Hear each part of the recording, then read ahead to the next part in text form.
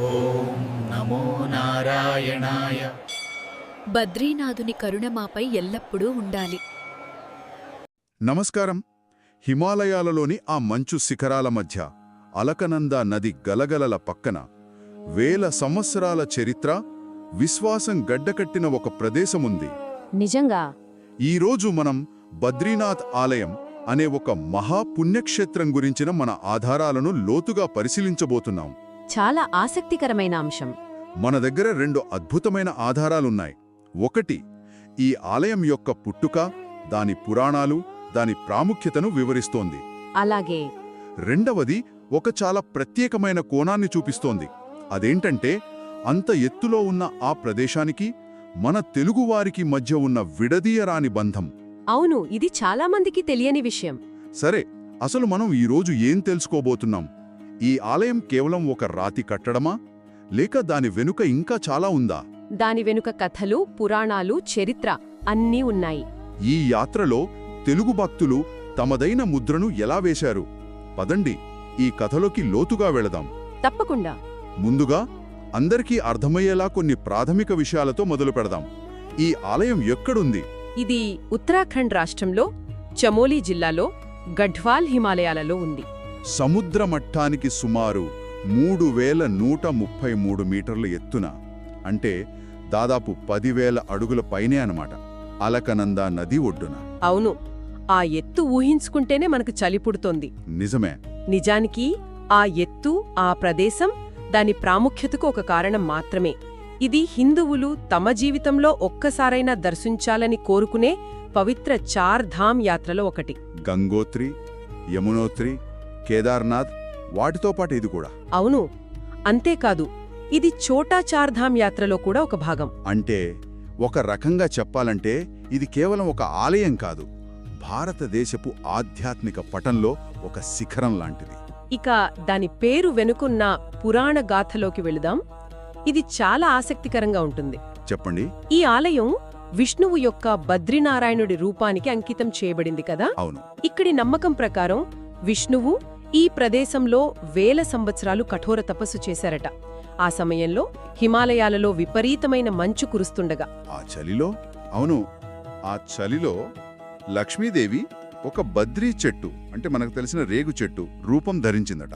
ఓ ఒక గుడుగులా మారి ఆయనను ఆ తీవ్రమైన వాతావరణం నుండి రక్షించింది. అందుకే ఈ ప్రదేశానికి బద్రీవనానికి అధిపతి అనే అర్థంలో బద్రీనాథ్ అని పేరొచ్చిందన్నమాట. ఎంత అందమైన కథ!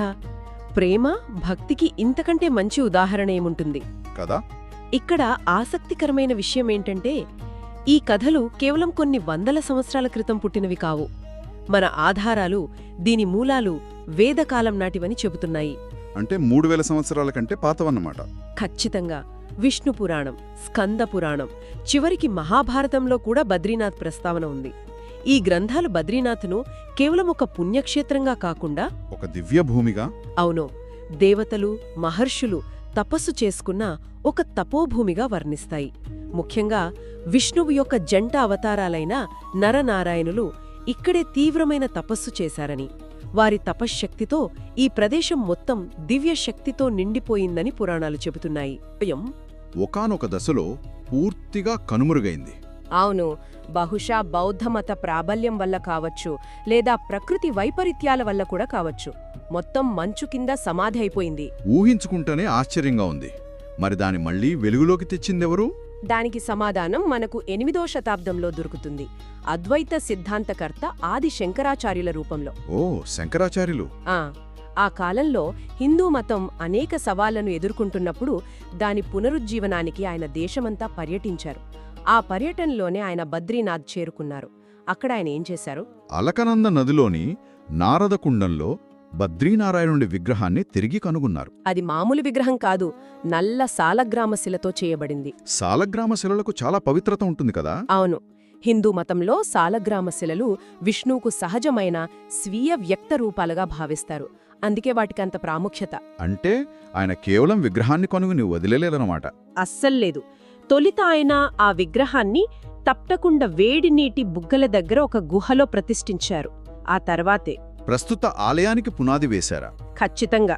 ఆయన చేసిన అతి ముఖ్యమైన పనేంటంటే బద్రీనాథ్ను దేశంలోని 4 మూలల్లో ఆయన స్థాపించిన చార్ధామ్ యాత్రల్లో ఒకటిగా చేర్చడం.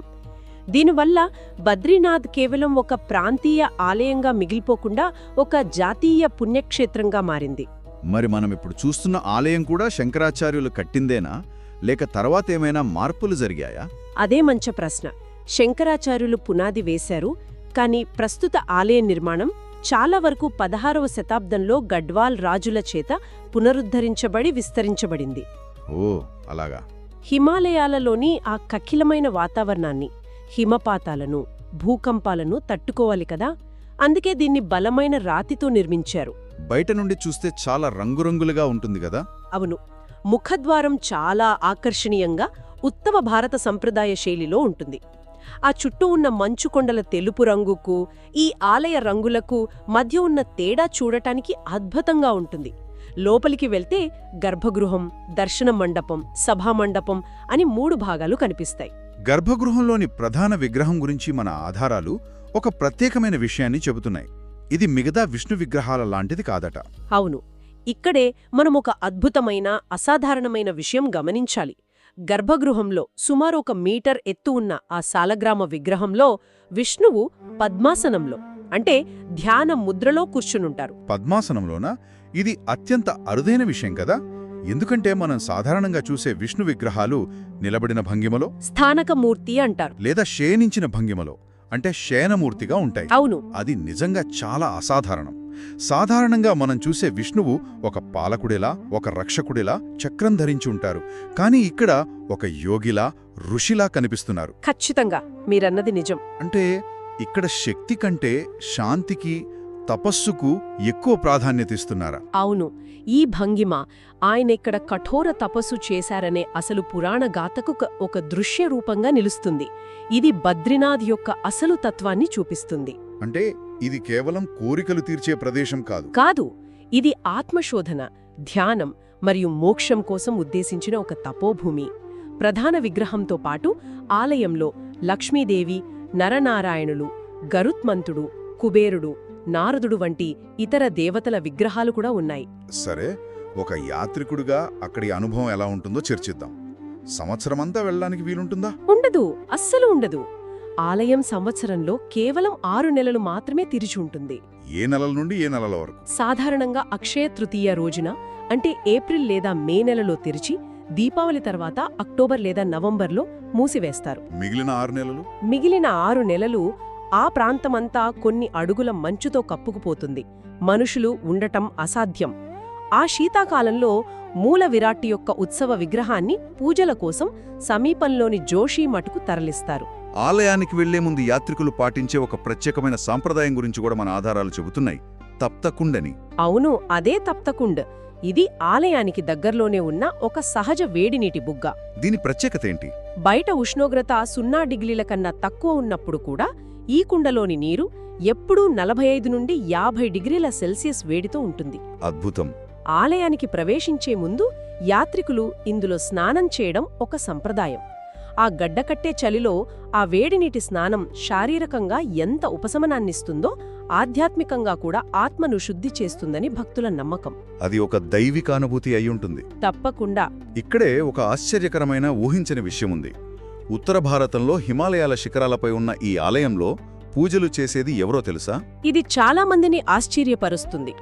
దక్షిణాన 1000 కిలోమీటర్ల దూరంలో ఉన్న కేరళకు చెందిన నంబూద్రి బ్రాహ్మణులు. ఇది ఎలా సాధ్యం? ఇది కేవలం ఒక సంప్రదాయం కాదు. 8వ శతాబ్దంలో ఆదిశంకరాచార్యులు వేసిన ఒక సాంస్కృతిక వారధి. దేశాన్ని ఆధ్యాత్మికంగా, సాంస్కృతికంగా ఒకటిగా చూడాలనే ఆయన తపనకు ఇదొక సజీవ సాక్ష్యం. ఆయన కేరళలో జన్మించారు కదా? అవును. బహుశా అందుకే ఆయన దేశంలోని 4 మూలల మధ్య సంబంధాన్ని బలోపేతం చేయాలనుకున్నారు. ఉత్తరాన ఉన్న జ్యోతిర్మఠానికి, దక్షిణాన ఉన్న శృంగేరి మఠానికి, అలాగే పశ్చిమాన ద్వారక, తూర్పున పూరి మఠాలకు మధ్య ఒక ఆధ్యాత్మిక బంధాన్ని ఏర్పరిచారు. ఈ సంప్రదాయం ఆ ఐక్యతాభావనకు ప్రతీక అన్నమాట. ఖచ్చితంగా. ఇంతటి గొప్ప జాతీయ స్థాయి ప్రాముఖ్యత ఉన్న ఈ క్షేత్రంలోనే మన ఆధారాలు ఒక ప్రత్యేకమైన, మరింత వ్యక్తిగతమైన కథను కూడా చెబుతున్నాయి. అవును. అది మన తెలుగువారికి బద్రీనాథ్కి ఉన్న విడదీయరాని బంధం గురించిన కథ. దాని గురించి మాట్లాడుకుందాం. తప్పకుండా. ఇది చాలా ముఖ్యమైన విషయం. శతాబ్దాలుగా ఆంధ్రప్రదేశ్, తెలంగాణ నుండి లక్షలాది మంది తెలుగు భక్తులు ఎంతో కష్టమైన ప్రయాణాలు చేసి బద్రీనాథ్ను సందర్శిస్తున్నారు. కానీ ఒకప్పుడు వారి పరిస్థితి చాలా కష్టంగా ఉండేది. ఎలాంటి కష్టాలు? ఒకసారి ఊహించుకోండి, మీరు నెలల తరబడి ప్రయాణించి వేల కిలోమీటర్లు దాటి ఎత్తైన కొండలు ఎక్కి బద్రీనాథ్ చేరుకున్నారు. అక్కడ మీకు తెలిసిన భాష మాట్లాడేవారు లేరు. భాషా సమస్య. తినడానికి మీ ప్రాంతపు రుచులు లేవు. ఉండటానికి సరైన వసతి దొరకడం కష్టం. అన్నింటికంటే ముఖ్యంగా మీ మాతృభాషలో భగవంతుణ్ణి ప్రార్థించుకోవడానికి, ఒక భజన పాడుకోవడానికి కూడా అవకాశం లేదు. ఆ సమయంలో తెలుగులో వినిపించే ఒక హరిరామ సంకీర్తన ఎంతో సాంత్వన ఇస్తుంది కదా. అదే ఆ అవసరాన్ని గుర్తించే ఒక గొప్ప సంస్థ పుట్టింది. అదే తెలుగు స్వామీజీ ఆశ్రమం. దీనికి పరిష్కారంగానే ఇది స్థాపించబడింది. మన ఆధారం ప్రకారం దీన్ని 19వ, 20వ శతాబ్దాలలో తెలుగు సాధువులు, ఆధ్యాత్మికవేత్తలు స్థాపించారు. వారి ఉద్దేశ్యం చాలా స్పష్టంగా ఉంది. హిమాలయాలంత దూరం వచ్చిన తెలుగు యాత్రికులకు ఒక నీడనివ్వడం, వారికి ఉచిత లేదా తక్కువ ఖర్చుతో కూడిన వసతి, తెలుగులో పూజలు మరియు భజనలు చేసుకునే సౌకర్యం, మరియు అన్నింటికన్నా ముఖ్యంగా అన్నదానం, కడుపు నిండా అన్నం పెట్టటం. అవును, ఈ ఆశ్రమం యొక్క కార్యకలాపాలు కేవలం వసతికి పరిమితం కాలేదు. ఇది హిమాలయాలలో ఉన్న ఒక తెలుగు ఆధ్యాత్మిక, సాంస్కృతిక కేంద్రం లాంటిది. అంటే ఒక చిన్న తెలుగు ప్రపంచం లాంటిదా? ఒక రకంగా అంటే ఇక్కడ ప్రతిరోజు ఉదయం, సాయంత్రం తెలుగులోనే పూజలు, హారతులు, భజనలు జరుగుతాయి. తెలుగు పండితులు భగవద్గీత, విష్ణుపురాణం వంటి గ్రంథాలపై ఆధ్యాత్మిక ప్రవచనాలు కూడా నిర్వహిస్తారు. అంటే భక్తులు శారీరకంగానే కాకుండా ఆధ్యాత్మికంగా కూడా తమ సొంత వాతావరణంలో ఉన్నట్లు భావిస్తారు. అక్కడి సౌకర్యాల గురించి మాట్లాడితే అవి 5 స్టార్ హోటల్లా ఉండకపోవచ్చు, కానీ చాలా ఆచరణాత్మకంగా అవసరానికి తగినట్లుగా ఉంటాయి. సాధారణమైన కానీ శుభ్రమైన, సౌకర్యవంతమైన గదులు, ఆ గడ్డగట్టే వాతావరణంలో అత్యంత అవసరమైన వేడినీటి సౌకర్యం. మరియు అన్నింటికన్నా ముఖ్యంగా తెలుగు మాట్లాడే సిబ్బంది ఉంటారు. ఇది దూర ప్రాంతం నుండి వచ్చిన భక్తులకు, ముఖ్యంగా వృద్ధులకు, తమ ఇంట్లో ఉన్న అనుభూతిని, ధైర్యాన్ని ఇస్తుంది. వ్యవస్థాపక స్వామీజీ జీవిత చరిత్రను కూడా మన ఆధారం క్లుప్తంగా వివరిస్తోంది. ఆయన ఆంధ్ర లేదా తెలంగాణ ప్రాంతంలో ఒక ఆధ్యాత్మిక కుటుంబంలో జన్మించారు. చిన్నప్పటి నుండే వేదాలు, ఉపనిషత్తులు అభ్యసించి సత్యాన్వేషణ కోసం సన్యాసం స్వీకరించారు.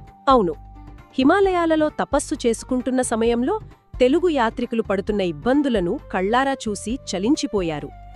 వారికి సేవ చేయాలనే లక్ష్యంతో, దాతల సహాయంతో ఈ ఆశ్రమాన్ని స్థాపించారు. ఆయన జీవితం భక్తికి, నిస్వార్థ సేవకు ఒక గొప్ప ఉదాహరణ. ఈ సమాచారం బద్రీనాథ్ వెళ్లాలనుకునే తెలుగు యాత్రికులకు చాలా ముఖ్యం. వారక్కడ ఉండవచ్చని మన ఆధారం పునరుద్ఘాటిస్తుంది. అవును, కొన్నిసార్లు ఉచితంగా లేదా నామమాత్రపు విరాళంతో ఉండవచ్చు, మరియు తెలుగువారికి ప్రాధాన్యత ఇవ్వబడుతుంది. ఇది చాలా ఆచరణాత్మకమైన, ఎంతో విలువైన వివరాలు. కాబట్టి వీటన్నింటి అర్థమేమిటి? ఒకవైపు మనకు వేల సంవత్సరాల చరిత్ర ఉన్న, యావత్ భారతదేశం పూజించే ఒక జాతీయ పుణ్యక్షేత్రముంది. ఆదిశంకరాచార్యులు దేశాన్ని ఏకం చేయడానికి పునాది వేసిన స్థలం. మరియు దానిలోనే, అదే ప్రదేశంలో తెలుగు ఆశ్రమం వంటి భక్తికి సంబంధించిన ఒక సూక్ష్మరూపాన్ని, ఒక ప్రాంతీయ అస్తిత్వాన్ని మనం చూస్తున్నాం. అవును, విశ్వాసం అనేది ఎంత గొప్పదైనా అది స్థానిక అవసరాలకు అనుగుణంగా ఎలా తనను తాను మార్చుకుంటుందో, భక్తుల కోసం ఎలా మద్దతు వ్యవస్థలను సృష్టిస్తుందో ఇది స్పష్టంగా చూపిస్తుంది. అంటే బద్రీనాథ్ కేవలం ఒకే ఆలయం కాదు. అది వివిధ సంప్రదాయాలకు, భాషలకు, సంస్కృతులకు ఆతిథ్యమిచ్చే ఒక సజీవ ఆధ్యాత్మిక కేంద్రం. ఇది ప్రకృతి వైపరీత్యాలను తట్టుకొని నిలబడిన విశ్వాసానికి, దాని స్థితిస్థాపకతకు మరియు భారతదేశపు భిన్నత్వంలో ఏకత్వానికి ఒక గొప్ప ప్రతీక. ఈరోజు మనం బద్రీనాథ్ చరిత్ర, దాని వెనుక ఉన్న పురాణాలు, గర్భగుడిలోని విగ్రహం యొక్క ప్రత్యేకతలు, మరియు ముఖ్యంగా తెలుగు భక్తులతో ఉన్న దాని విడదీయరాని అనుబంధాన్ని వివరంగా చర్చించాం. అవును, బద్రీనాథ్ ఒకవైపు గొప్ప పౌరాణిక యాత్రాస్థలం, మరోవైపు ఎంతో వ్యక్తిగతమైన, సమాజ కేంద్రీకృత భక్తికి నిలయమని మనం స్పష్టంగా చూశాం. ఒకే క్షేత్రంలో ఈ రెండు కోణాలు కలవడం అద్భుతం. వినేవారి కోసం ఒక ఆలోచింపచేసే చివరి ప్రశ్నతో ముగిద్దాం. తప్పకుండా. మన ఆధారాల ప్రకారం దక్షిణాన కేరళకు చెందిన తత్వవేత్త అయిన ఆది శంకరాచార్యులు ఉత్తర భారతదేశంలోని హిమాలయ ఆలయంలో కేరళ నుండే పూజారులను నియమించే సంప్రదాయాన్ని స్థాపించారు. అవును. శతాబ్దాల తర్వాత మళ్లీ దక్షిణాన ఉన్న ఆంధ్ర మరియు తెలంగాణ నుండి వచ్చిన స్వామీజీలు తమ తెలుగు సమాజం కోసం అక్కడ ఒక ఆశ్రమాన్ని స్థాపించారు. ఆసక్తికరమైన పోలిక. ఇది ఒక ఆసక్తికరమైన ఆలోచనను రేకెత్తిస్తోంది. బద్రీనాథ్ వంటి పవిత్ర స్థలాలు ఉపఖండంలోని వివిధ సంస్కృతుల మధ్య వారధులుగా సంగమస్థానాలుగా ఎలా మారతాయో, మరియు భక్తి అనేది ప్రాంతీయ అస్తిత్వాన్ని కాపాడుకుంటూనే జాతీయ భావనలో ఎలా కలిసిపోతోందో అనేదాని గురించి ఇది మనకు ఏం చెప్తుంది?